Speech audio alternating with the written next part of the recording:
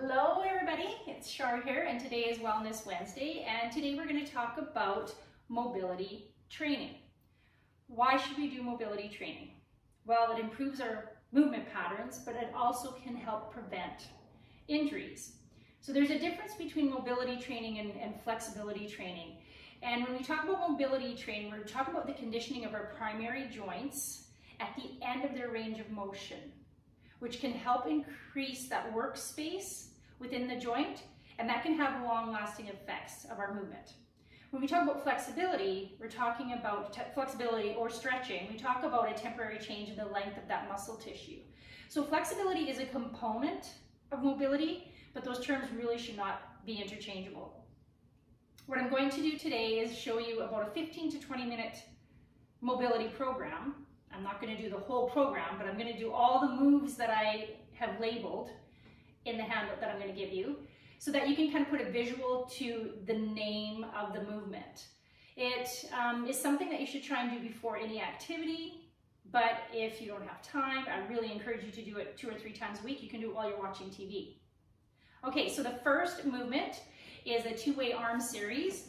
And all I want you to do is alternate an arm reach above your head. And when you bring that arm down, you're opening up that shoulder joint a little bit and then bringing it to the center. Okay? And then take the other arm, same thing. Reach above the head, open it up a little bit, and bring it back to the center. So I just keep alternating that. Now all of these moves will be done for about a minute, right? 30 seconds to a minute. Now notice we keep the movement patterns going. We don't hold it like we would if we're doing a stretch. So that's called the 2-way arm series. The next one's around the world. So feet are about hip width apart, and this is a nice little movement for the hips. So you're gonna drop your hands all the way down to the floor. You're gonna rotate to one side, keep your arms hanging there, and bring yourself up. Rotate to the other side, drop your hands down. It's kind of like a little bit of a ragdoll movement, and then you would just go the other way. So about 30 seconds each way. Lateral lunge to an arm reach over your head.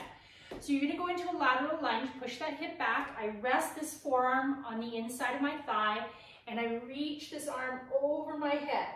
Now I don't come out of that lunge, I just shift my weight over to the other side and reach. So just keep shifting my weight and reach. So again, doing that for about 30 seconds to a minute. Bring yourself up and bring your legs together. So squats, beautiful movement pattern that we need to learn. So feet are hip width apart, push your hips back first, and just do a few repetitions of squats. Make sure your hips go back first, your heels are weighted, and think about squeezing your bum at the top. The addition to this movement is to rotate and touch to the opposite side of the outside of that foot. So it's just a squat with a rotation. Okay, next one, curtsy lunge into rotation. So feet are wider than hip width apart. I take one foot behind my body, so there's your curtsy lunge. I take this hand on the opposite side of my leg and I rotate open with the other hand. Come back up. Curtsy to the other side, take this hand onto the outside, a little bit of pressure, and this arm just reaches open, back to the center.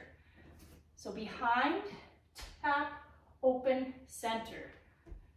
Behind, tap, open, center.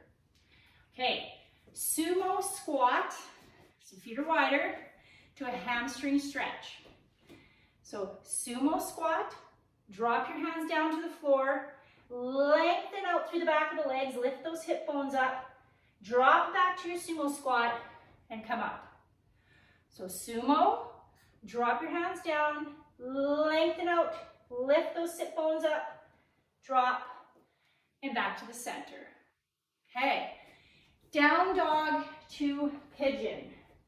So high plank, you do that down dog, lengthen out, then as you come back to a flat back, you bring that foot up to do a modified pigeon stretch. Push yourself back, down dog, other leg comes forward. Just brief hold, down dog, forward. Ooh, I have tight hips, I can feel that. The next one is a 3-way hip flexor. One leg comes out to the front. You know what, I'm going to show you this way. So one leg out to the front, switch legs so you can see. First thing you're going to do is push your hip forward, so lengthen out through the hip flexor of the quad.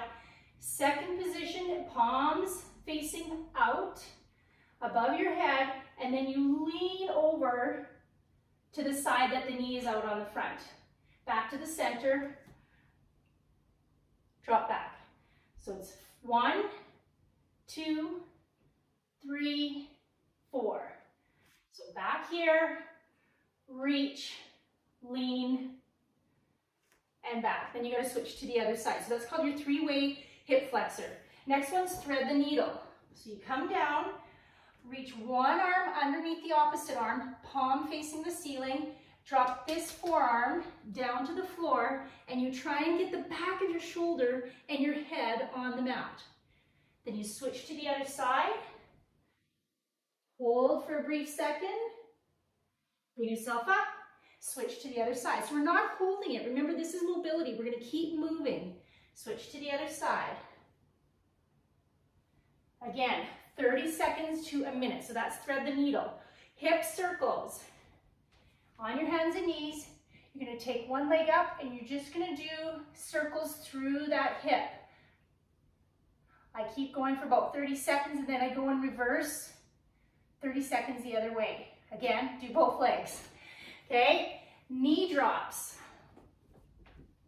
So legs are 90 degrees, 90 degrees. So the front leg's 90 degrees, the back leg's 90 degrees. What you're going to try and do is, without putting your hands down, you switch to the other side.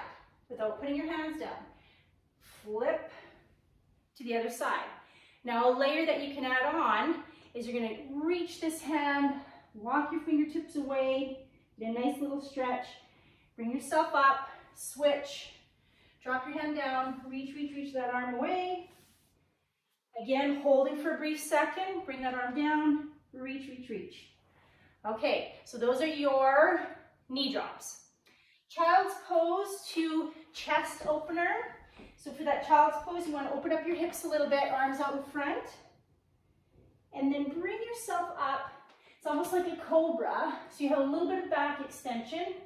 Open up that chest, then back to the child's pose. Open up that chest, back to that child's pose. 30 seconds to a minute. Sunrise arms. So laying on your back, okay, or actually on your side. Knees are bent, 90-degree angle. One arm is lengthened out, this arm's on top. Rest your head down on that mat. I'm going to drag my fingertips above my head all the way over to the other side. So I end up in like a T position. I try not to let my knees come apart. I'm opening up through the chest. Okay, and I feel the stretch and mobility happening here. Okay, all the way over to the other side. So lots of shoulder mobility, flexibility. Yeah. So we're stretching, but we're also moving through that joint, right? Two different terms, but flexibility is a component of mobility.